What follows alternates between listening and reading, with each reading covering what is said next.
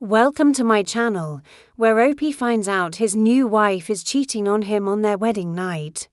Our next Reddit post is from King Cabbage. I found out my wife was cheating on me on our wedding night. When I was 31, I met my wife, Sarah. Sarah wasn't just beautiful, she was magnetic. The ceremony was held in a local church and the reception was at my uncle's vineyard. I thought nothing of it until I followed her in there because I needed to use the restroom myself.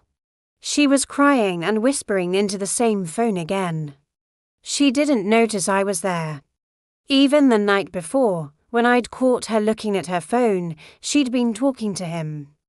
But how could I trust her?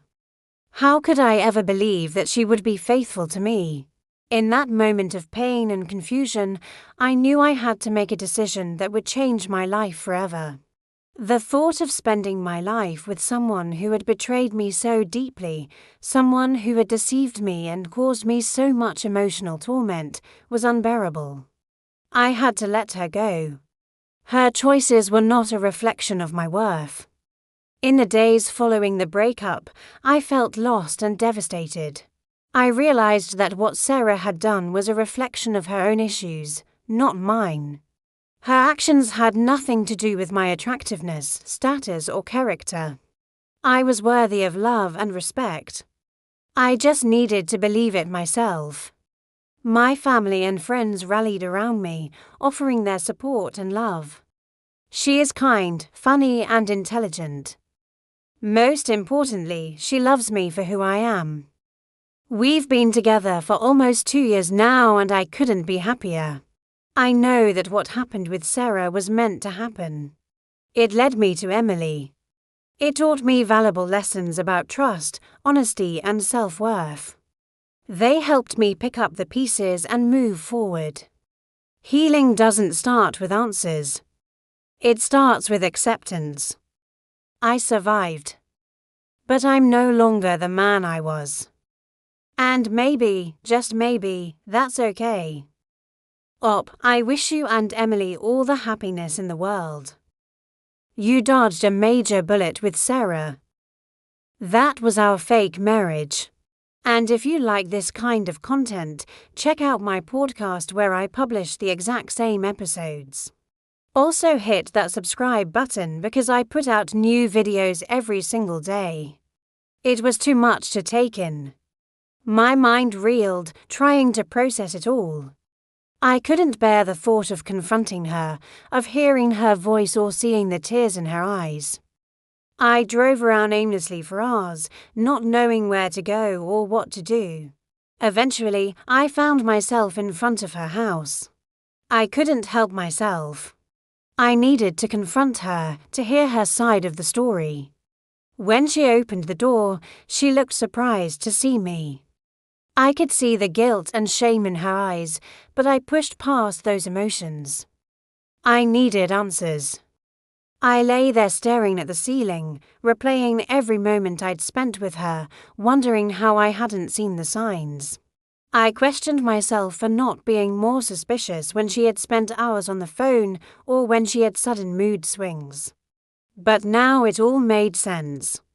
Why hadn't she been honest with me? Why hadn't she broken up with me sooner?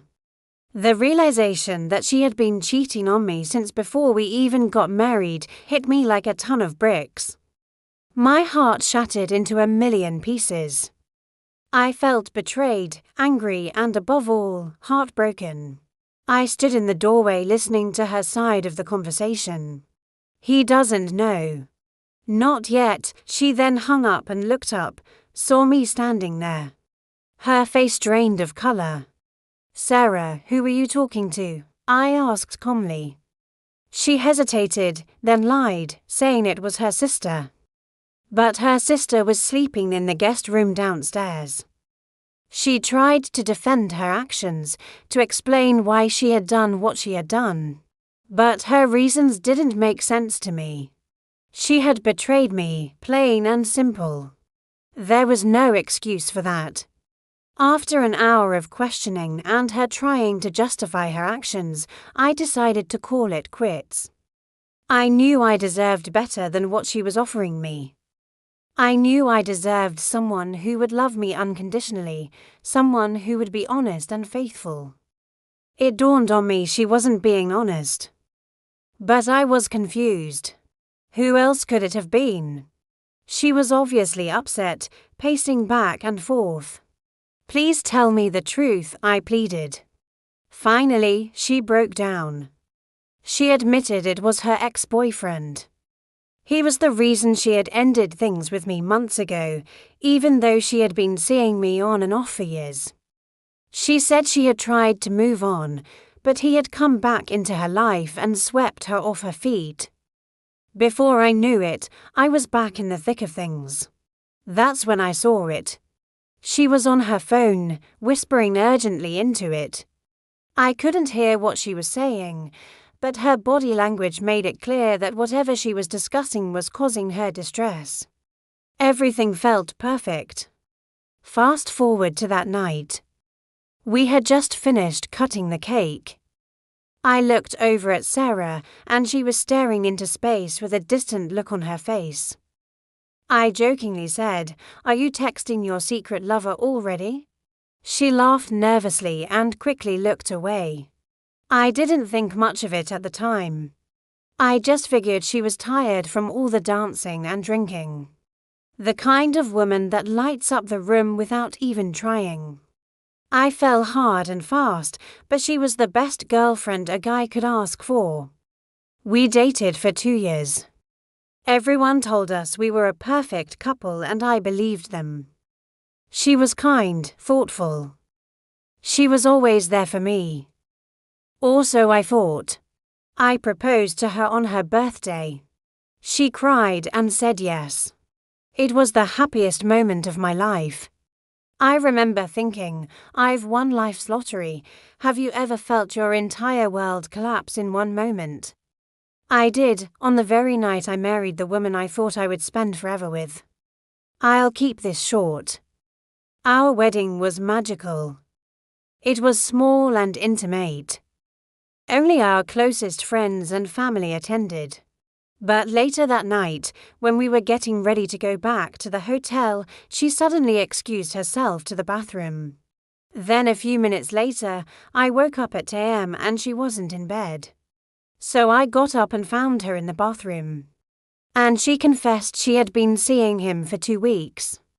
She begged me to forgive her, promising that things could be different, that we could work through this if I gave her another chance.